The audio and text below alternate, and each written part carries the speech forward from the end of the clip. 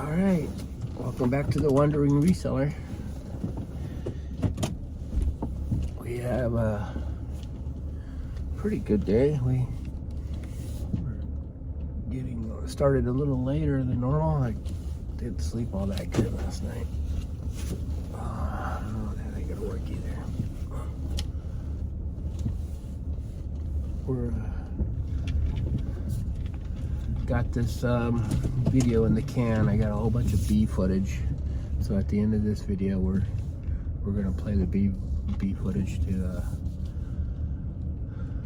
for those who like watching me work behind the computer. I got some tricks and tips, and I'm hoping to trying to make my videos a little better and longer and separate this. Maybe certain people don't like all my videos. Some people like to work it behind the computer. So today's bonus footage is going to cover the photos I've taken for the last batch of uploads I've done for my listings, and have some organized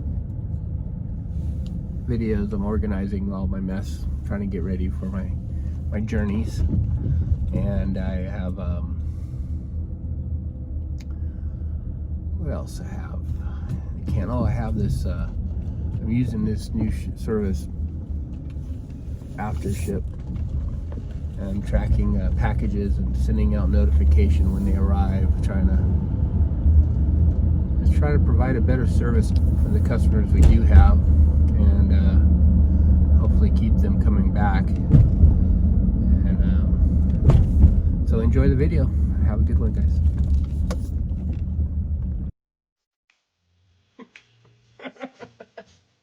I can't get used to this stuff. Alright, I'm gonna be honest. This shipping process has taken me so long with all these videoing. But it's okay. I'm down to... that's probably why I stopped doing all this what solds, because there's a lot of edits, and it's not. I'm trying to get like listings done during the time I'm shipping after, so it's like when I go on a trip I enjoy their editing process, but in this situation I gonna just keep it shorter. Obviously it's already long enough, but I'm down to just a few, and I want to show. I got a casino glass tray from retired casino machines in Vegas. I got one sold, and I want to show you how I ship it. And then I'll be done with this video. And thanks for watching, and carry on. Started a little, I've been doing this for a while, and it saves me about 30 to 45 minutes on my shipping. I use these little pull pins. And what I'll do is I'll identify how many units I have in each of my totes. I have one in CD3, so I know it's there. So when I'm pulling 2 out of CD8, I don't have to worry about those 2. I move them off the side, so I grab them at the same time. Same here, CD1. So I'll go through. It takes me about 5 minutes to tag them. And so if I pull CD2, I'll pull both of them, and I won't have to move this twice. On CD4, but I have all these to move. Imagine if I only pulled one, and then suddenly I have to remove all these again. So it's just a huge time saver. Here's one and my one sold. So I know there's one, so when I move this one, I pull this first and then work towards the bottom to get those 2 that need to be pulled. Be able to do some more videos because I'm saving time. And obviously I'm still listing hundreds a day. Here's one here. I got 1, 2 here, I got 6 here, I got 4 here, I got 1 here, I got 1 large. So, basically I got 1 down here, so when I do these, I move this off to the side. Then I know there's 1 there. 1 here. These were all going to be gone soon, so they're a little harder for me to see. Obviously, this works for me. And I'm not going to say it will work for you, but I'm into time saving. I'm into learning how to speed up my pace, and it seems to work for me. Like I said, if this was on the bottom, I wouldn't have to worry about these two, knowing that there's nothing in there. So you can just see the processing. This is another B and B, because I know just by memorizing. Anyway, that's my today's little hack that I think anything you can do to speed up your pace, your walking, your steps, and once you get into that routine, you might modify it. You might not use tags. You might use sticky notes because they're cheaper. I got more stuff. My next batch, several hundred here. I'll process all these photos today. Yeah, there's more than several hundred. But yeah, so I'm gonna go ahead and start pulling inventory. I'll be gonna show you guys what sold, and I just wanted to kind of break down how I do it. And like I said, now I don't have to retrieve this 5 times. I know there's 5 units. As I pull them off, I know once it's done, I can put it away, and it's done. I'm not gonna accidentally have to walk back and pull that inventory or place it under a whole bunch of other inventory. Then the 50th order, oh, I got to go back to H, and then next thing you know, I'm moving 5 huge totes, because I stack my totes on top of each other. Arkansas inventory there, and so there's a good chance like this is the only one that's really buried, plus the one in the front room, which is all the way on the bottom, but there's 2 of them there. So now I didn't bury that again and having to remove all that work again. So hope that helps.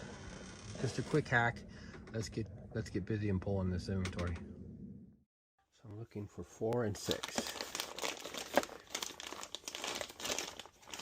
4 and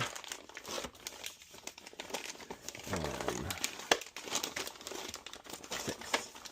All right, those. There's only 3 in those, and that's done. So let's go and find 6. 6 should be a black chip. No, close, but there it is in the corner. All right. Yep. I've already been working on changing these numbers a few days ago, but as I make more mistakes, I keep on fixing them. So we got 2 in this tote. We're looking for $1,000. That might be it right there. Maybe the right color, right chip. Nope, wrong color. All right.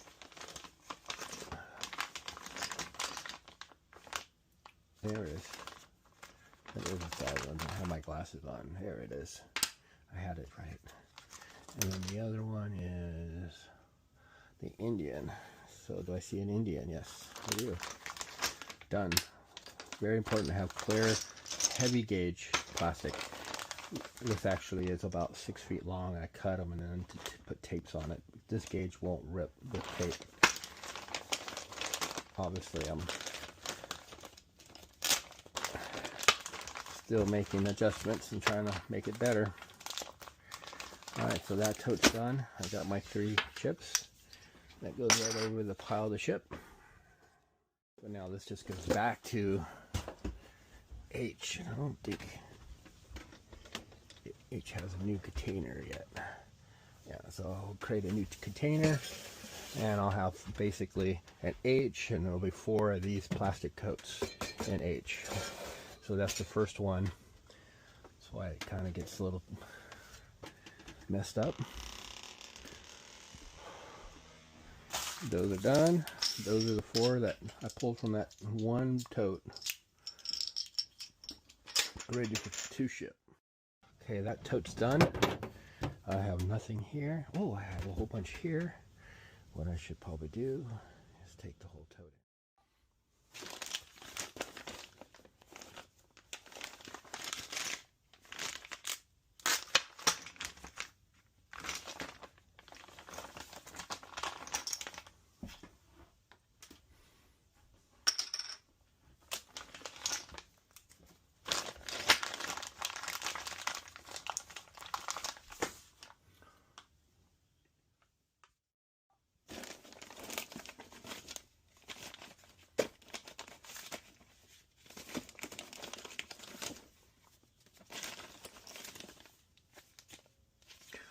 Ugh.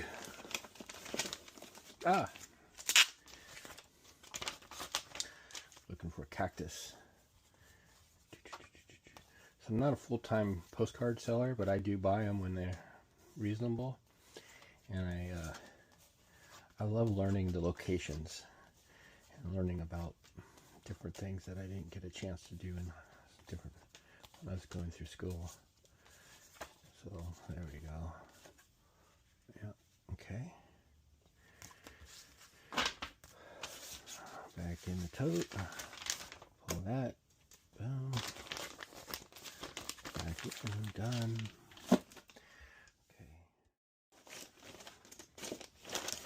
Well, that's way too easy.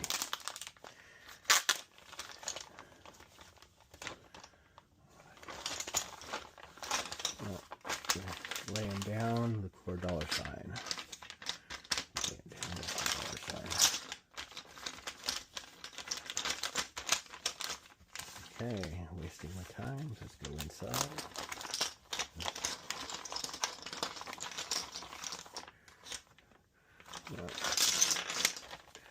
Number 273-273-4. Okay, checking for. Where is the question? The money symbol.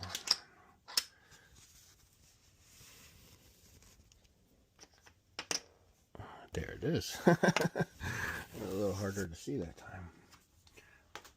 All right.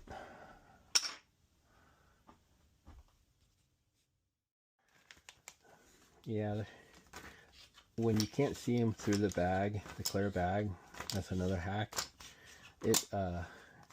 It becomes a little harder, so you're now having to dive in.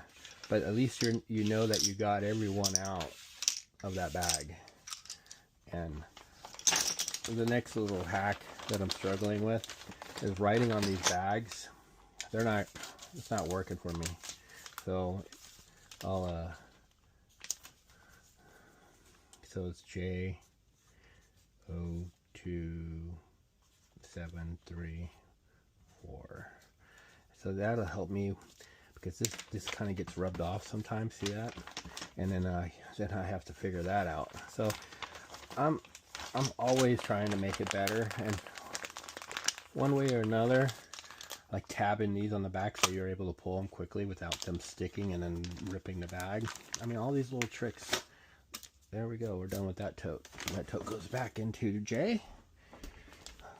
All those items have been pulled. I won't have to address any of that again. The tote's protected. Oop. By the way, I don't know if anybody is aware or noticed something on eBay. If you have noticed it, please just message it or make a comment. But about tracking my shipping and how much I'm being charged, and versus what it would cost me from the center of the country. Since I'm trying to move to the center of the country, I was on the average about 50 cents a package. But in the last 2 weeks, it went from 70% of my items going over to the east. Now 70% of my items are on the west, which I'm now starting to see $3.98 shipping. And I'm starting to see significant change on where my items are being purchased. And I don't know if it's something they did, since they're always, making, I mean, that would be amazing if they were able to. And I do have a feeling like there is some sort of truth to it. It's been about 2 weeks now, and that last update was 2 weeks ago. And I'm counting all the $3.98 shipping items that I had going to Fresno, Sacramento, up Washington. I mean, they're all a lot less than me having to ship across the country. So when I had to ship across the country, 70 to 80% of my items were going to the East Coast. And I mean, I'm being charged $4.85, 75 cents, and now I'm seeing a big difference. So just keep your eye open if you are shipping and you notice that happening. a little harder than you think to film this, but I'm looking for Coors American Fine Light Beer, and this is going to be a little harder. Here we go. Coors American, there it is.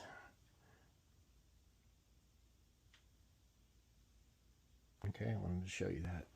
Put it in the pile. This goes back in here. In this situation, I drop them, and it looks like I lost one. Oh, I'm getting old. Well, in this case, I kind of made that same mistake, have two of the same totes, but these are slightly different. So what I'll end up doing is just putting them all in one, and I'll be able to identify when the next order comes out of here. And over time, those mistakes will, yeah, another mistake. Get some more tape. Yeah.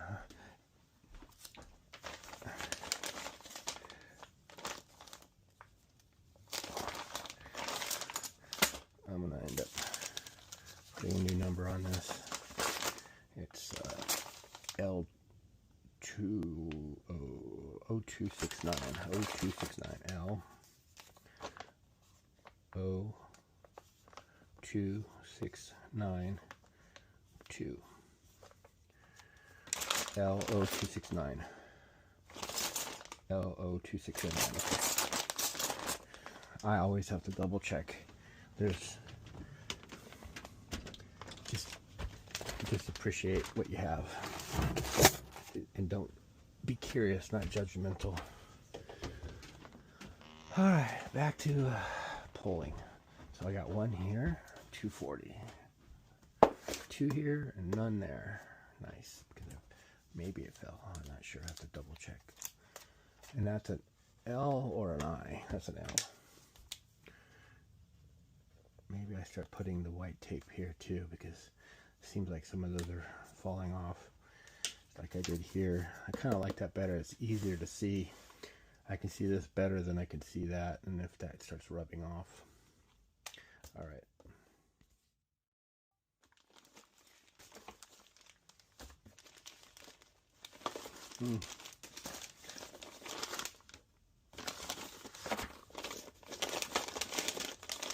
There we go. We're looking for, what are we looking for? We are looking for criminal Israel, Wyoming, Michigan. Offer was accepted. I think this sold for $12.95. Alright, we're looking for some trees. There's a couple houses in the background.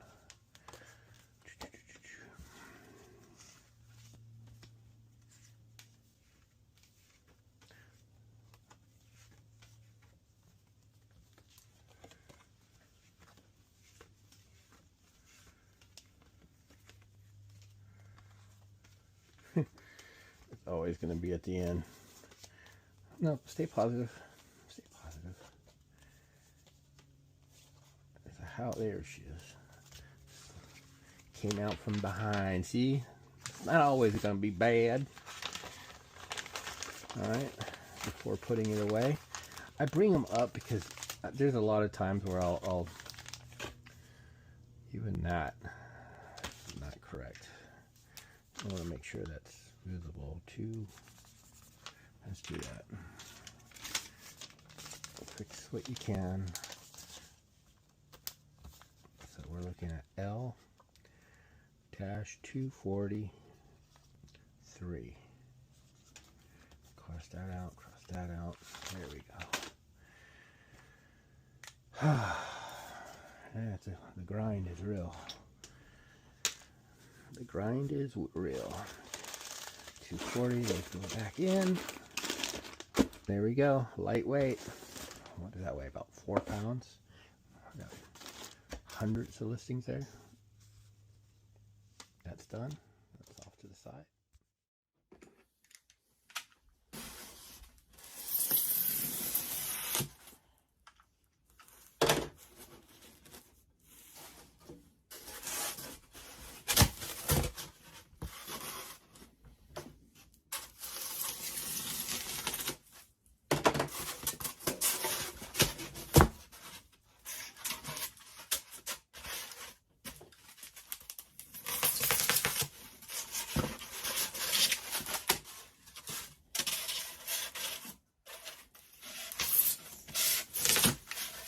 A little messy.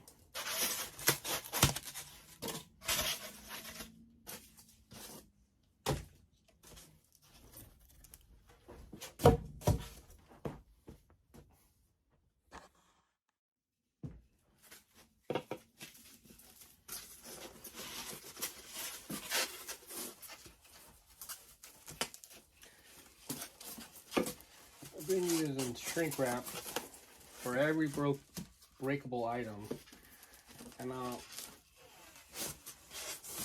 it's really been an improvement in my shipping. At least they've been getting there safely, and even with when I used to ship glass, like plates and stuff, I would put a little bubble between, not the bubble like similar to this, but it's the white stuff. I have some around here, but I can shrink wrap a set of 12 and then put bubble around that and not even use a box, and I had no problems, and I shipped quite a bit doing this. So it's just what I do. I've shipped 100 times probably this way, where I haven't had any problems. So I basically use 2-inch foam board. Then I put this in a bag, so I don't have that extra weight, the pound. You know, you have to use all the paper to protect it, and it's. I'm not saying this is the right way, but it just seems to be what works for me. And then I got to go real tight the last.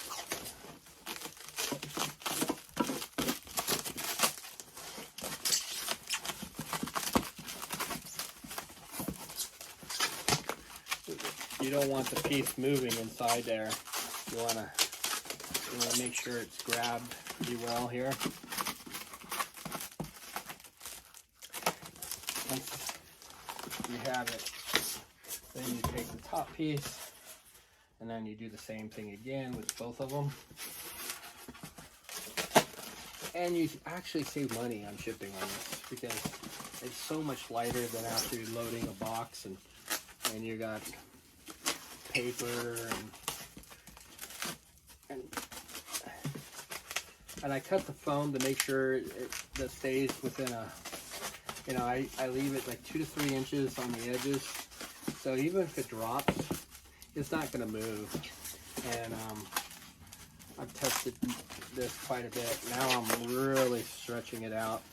I'm squeezing those foam boards together.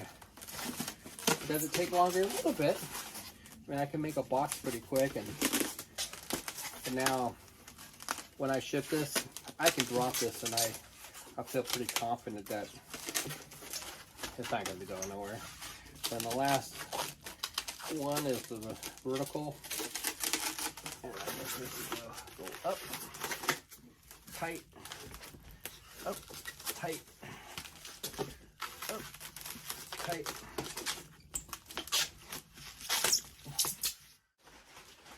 I always carry these big bags just in case they go right in the middle. And since everything is being charged on the weight wise, I cut a couple out. Be careful. And then I wrap it like a little Christmas cake. And that's how I ship my casino glass, retired slot machine glass. People collect them all over the country. So that could be adapted to a lot of different items, especially anything flat.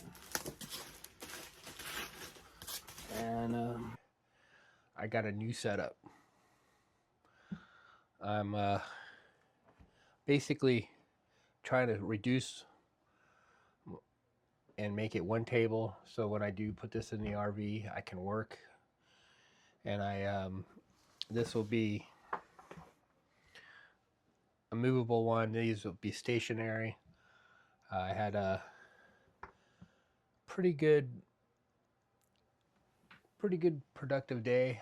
I just stayed busy with organizing and preparing for preparing a, hey, come on. Well, you're not going to come up to the top? Okay. All right. All right, I see you there. How you doing, buddy? You're not skinny or anything, are you? This cat. He was a runt. He was actually one of 6, and I didn't know he was evolved. They showed up in my house. It was kind of crazy story. My 20-year-old cat passed maybe a month earlier, and 6 babies showed up under my trailer. And it took me 3 months to get them all taken care of, finding homes, and I kept 2, and 1 passed, which I kept the runt and the leader, basically. The leader was protecting him, and I just brought back a lot of memories. So this one was the runt, and it doesn't look like the runt. Daddy, I'm not runt. But this is Boo Boo. You gonna say hi, Boo Boo? Say hi, Boo Boo. They don't know. He doesn't know any better. All right. You want to go lay down? Go ahead. Oh. Yeah, so I kept Boo Boo. And Boo Boo, you're okay. He's still very skittish. I'm sorry. Hey, don't beat me up. But yeah, they end up showing up. And it was good timing because I'm an emotional person. So I not only wanted to keep all 6 of them, but I couldn't. But I kept 2 of them. But I had a pretty cool day. I set up Aftership. It's a software for my reselling business. And what I did last year really opened my eyes. When I was sick, I was sending out emails when packages were out for delivery. And I was getting all this amazing feedback, like almost 99.5% of the feedback was people telling me stories. So I just started this again 2 days ago. And it's a lot easier from adding your tracking and adding the note of who the order was and then having to send out the personal email. And it sounds difficult, but I got it nailed down to, I had a good routine.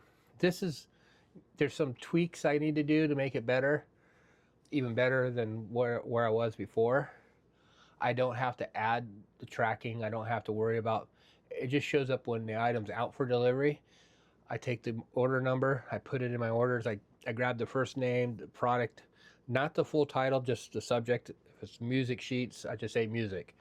And then I take the city, and I basically have an email that's a template, but it makes people really like, it was one of my SEO techniques. You have a very short window to capture their attention. And if you make anything personal and on the home page, or like a landing page in Costa Mesa, if you're looking for a water damage company, and the whole page is about Costa Mesa and you, and you're close enough, let's us, I've used that kind of formula with this personal letter. So I sent out maybe 15 of them. Orders are starting to come through. I need to set up notifications, because before I would get notified and I would go and do it. Now I have to check because I don't have the system. It's only 20% completed. Well, I don't want an HTML. I want my own letter that's not HTML, and I wanted to make them feel like I wrote it. So they kind of overstep where, how you get emails when you get an item arriving. Well, I send it out when it's about to arrive. So that email is, let me read it to you. Then I'm going to have AI kind of read the letter that I got from the customer today. I go, "Hi Joe, thank you much for your order, the ashtray from us. I want to ensure that it arrived to Las Vegas and that you were happy with the purchase when you got it. Any part of this purchase is not up to standard, please reply email and let us know. We can do our best to ensure your satisfaction. I'm tired. But anyway, that's the thank you, Mark. And they get this email. I'm using their name. I'm using the ashtray triggering something like, oh yeah, I got that ashtray. And then I'm using their city to make it more personal. Well, I've gotten 3 emails back. And this is what I was getting all the time. And the reason why I send this email out is it's like an umbrella to protect when you have to call in eBay and say, hey, I sent down an email when the item was out for delivery, and this customer didn't even have the time to send me an email back saying that everything was okay or it wasn't okay. He just went and sent me a negative review. Well, they don't like that. They want this type of, eBay likes this type of feedback. You're engaging your customers, you're keeping them, and my return customers grew through the roof. I mean, I had 20 or 30% of these customers who come back. So today's message, I got it in AI, so I don't have to read it because you can tell I'm not doing all that great. So I'll summarize it and then I'll let you listen to it. He's basically saying that he was coming down from San Francisco some time ago, stopped at a restaurant, and the waiter was rude to them and said the restaurant's closed. Well, this lady came up behind him and she was wearing this white dress, and he'll talk about it. And it was actually Madonna. And it was closed because Madonna had it closed because it was Madonna. And she didn't like how they were treated. So I'll let you listen to the story. Yes, it arrived fine. I was fortunate with my family driving back from San Francisco and hit major rain nearing San Luis Obispo. I was driving and my mom said, let's just stay at the Madonna Inn as we had before. I checked into the hotel with her and it was about 8:45 p.m. We went to the restaurant to get something and the server was quite rude and simply said, the lickin' is closed. There was a lady behind us in a full-length white with dark colors mink coat. Upon hearing our server, she introduced herself as Mrs. Madonna and told the server that we are her guests and to open the kitchen and for us to order anything we would like. She was genuinely interested in our room thoughts, apologized for her server, and we invited her to join us to chat and have dessert, as that is all we had wanted.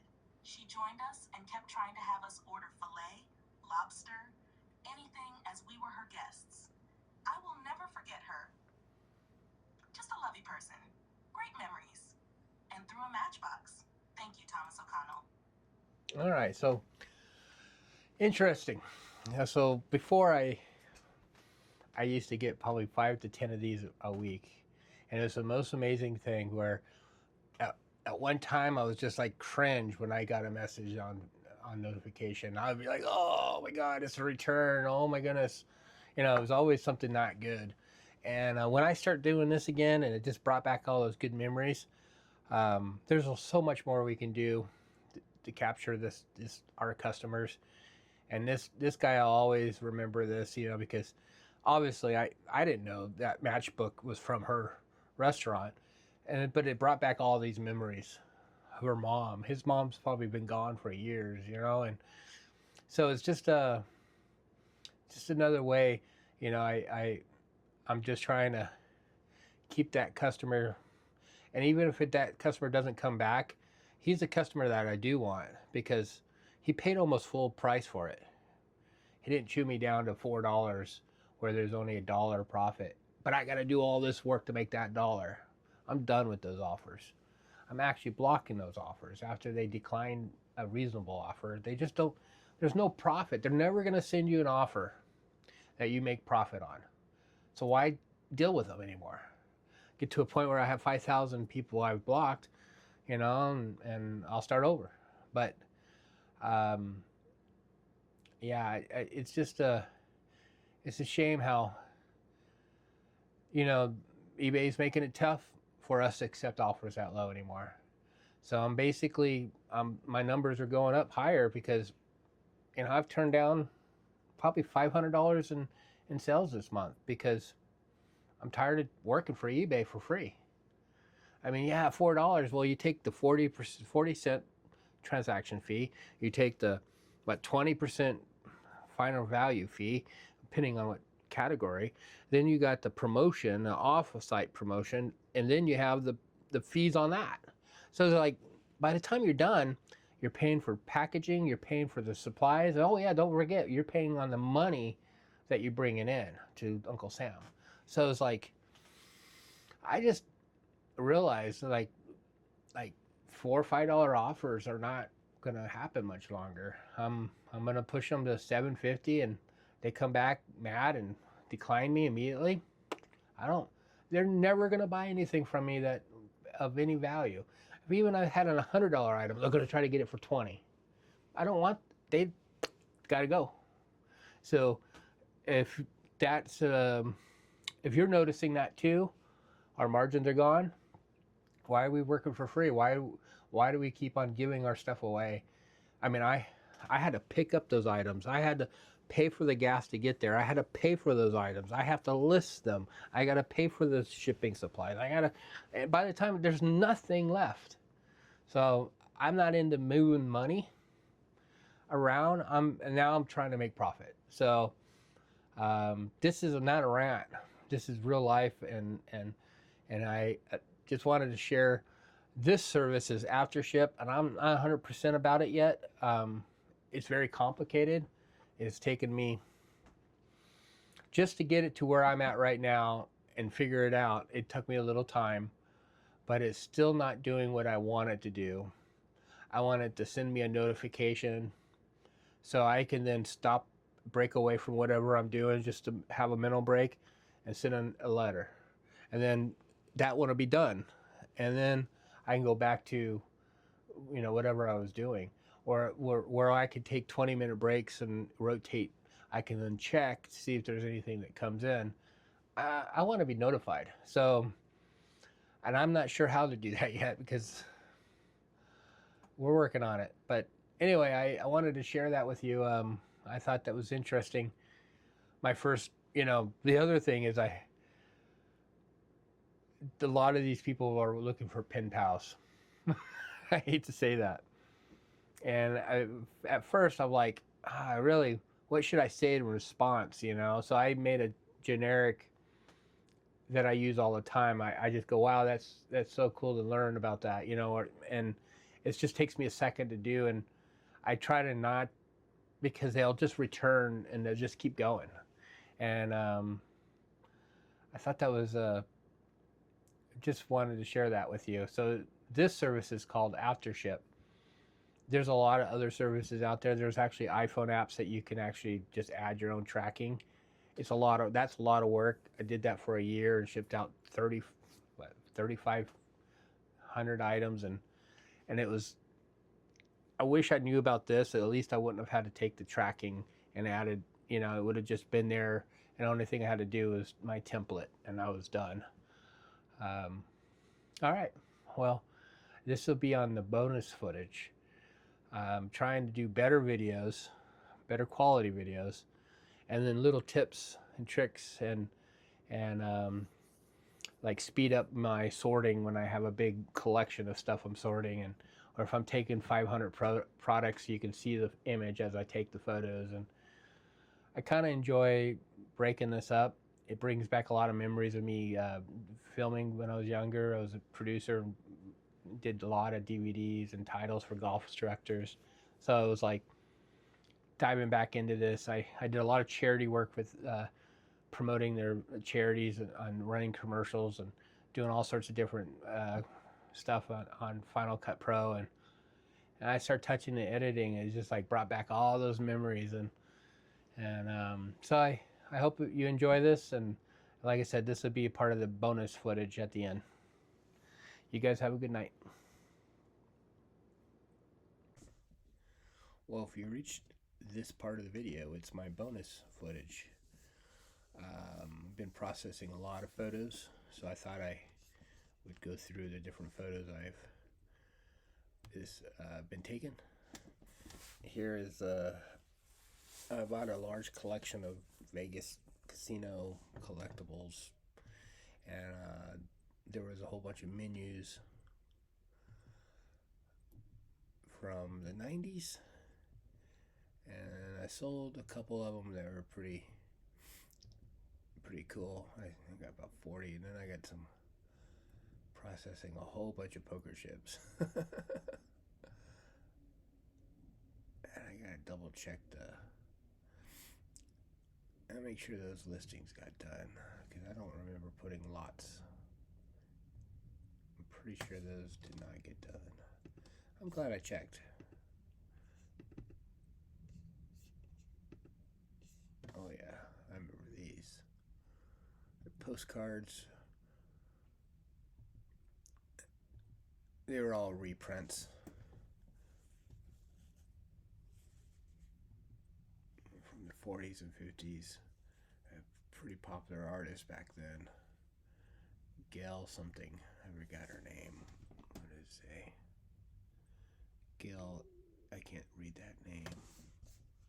I don't know if this is... Gil Elfgren. Yeah, that's how I use my...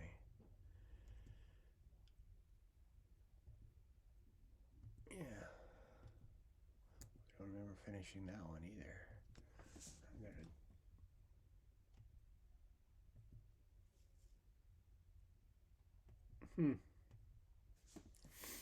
Oh yeah, the Kennedys. Jacqueline and President Bush and Mrs. Bush.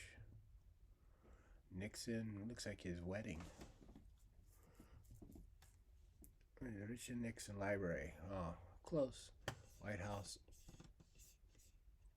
Nixon on wedding day of their daughters. Edward Fred. So I can't read that. It's hard to read. But if I need to, I just go like this, and you guys can hear it. White House wedding. President and Mrs. Nixon on the wedding day of their daughter Tricia and Edward Finch Cox, June 12, 1971, in the White House Rose Garden, the president's favorite photograph of Pat and himself. Oh, that might be fun. Diana, Princess of Wales, bows to Mother Teresa, the foundress of the Missionaries of Charity, after the two met at the Missionaries of Charity's residence in the Bronx section of New York City, June 18, 1997. Oops.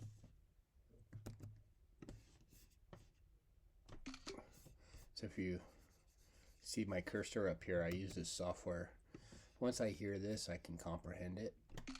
TRE President Talnausen, Slex, Hoederoot Rawline Fortress which served press when... Yeah, it doesn't read that well on that screen, but it does on my... It does really well on the actual photo. The presidential limousine, a sleek, bulletproof rolling fortress which served Presidents Johnson, Nixon, Ford and Carter in luxury and security throughout the world. The 22-foot-long modified Lincoln Continental weighs more than 11.000 pounds and is powered by a 462-inch, 340 HP V8 engine, a gift from the Ford Motor Company and now on permanent display at the Nixon Library. Oh, that's in Yorba Linda. Boy, I blew out my hip. I hope I didn't. Oh, 53 and I'm all falling apart. Oh, Gipper. President Reagan. President Reagan holding the Gipper jersey at a campaign rally in Endicott, New York, September 12, 1984. Mrs. Reagan. This might have been a funeral. Let's see what this was.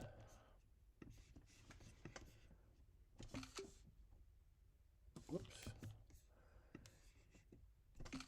Presidents and First Ladies, Bill and Hillary Rodham Clinton, Rosalind Carter, and Gerald and Betty Ford pay final respects at state funeral for Richard Nixon, America's 37th president, Yorba Linda, April 27, 1994.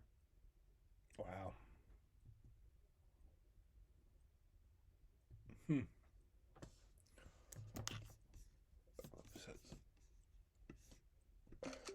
First Ladies Nancy Reagan, Barbara Bush, Pat Nixon and Betty Ford together for an unprecedented reunion during grand opening ceremonies for the Richard Nixon Library, July 19, 1990. Okay, that one's done. So let's go to the next one. I'm curious about what I've gotten done. This is cars. Basically, I'm not gonna listen to this stuff. I'm putting these. I got about 5,000 magazines I was selling individually. I'm putting them in lots of 12, and I process 3 or 4 or 5 of these a day just to try to get rid of them. And I need to get caught up because I wanted these all done by February, and we're February 15th, and I'm still halfway through it, so it's all right. So this is the bonus. We're not gonna look at that. We don't need that. There's 2. That's my tax information. Okay, this is a good one. All right, this is a RP reporter. So electronical magazine, electric servicing. Basically, it's from the 60s, 50s.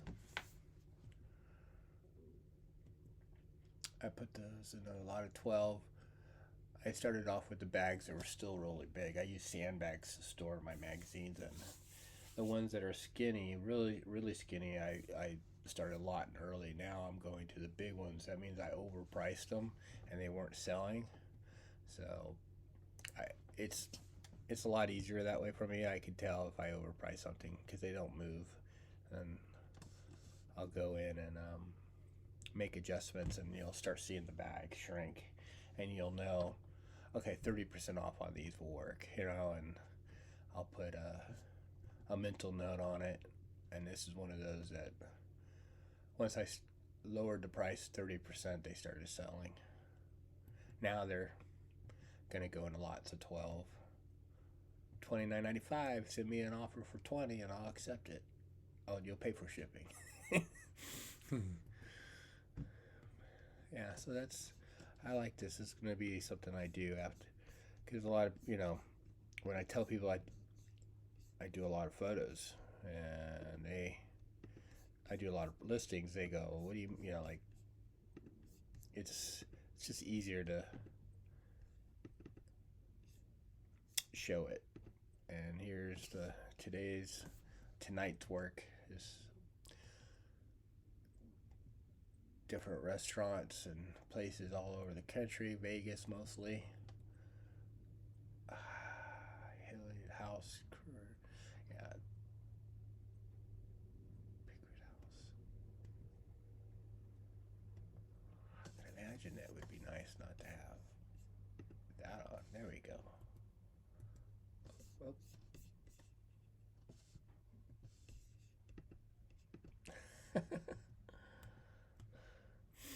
I'll get used to this software and we'll get better at it, but I think this is going to be good for bonus footage. It'll be my area. I'm going to try not to rent and be upset with eBay.